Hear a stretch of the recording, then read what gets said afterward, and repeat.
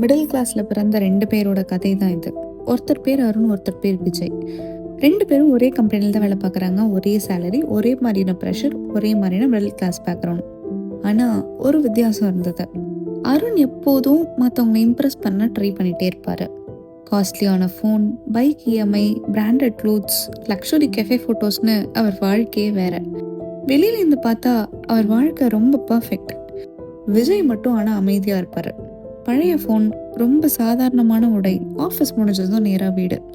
எல்லாரும் அவனை பார்த்து சிரிச்சாங்க. உனக்கு லைஃப்பை என்ஜாய் பண்ணவே தெரியல, லைஃப்பை என்ஜாய் பண்ண தெரியாதவன்னு. ஆனால் 5 வருஷம் கழிச்சு அந்த கம்பெனி லே ஆஃப்னு அனௌன்ஸ் பண்ணுச்சு. ஒரே நாளில் 2 பேருக்கும் வேலை போயிடுச்சு.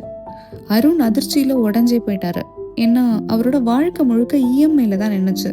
Phone EMI, bike EMI, credit card due, personal லோன்னு எக்கச்சக்கமா.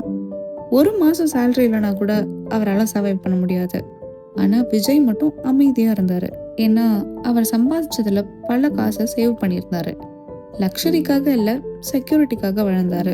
நம்ம மிடில் கிளாஸ் வாழ்க்கையில் பணக்காரனாக இருக்கிறது தப்பு கிடையாது.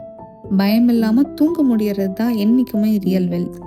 சிலர் சம்பாதிக்கிறது இம்ப்ரெஸ் பண்ணுறதுக்காக, ஆனால் சிலர் சம்பாதிக்கிறது அமைதியாக வாழ்கிறதுக்காக. 2வது வாழ்க்கை தான் ரொம்ப நாளைக்கு நிலைக்கும். புரிஞ்சுப்பீங்கன்னு நினைக்கிறேன்.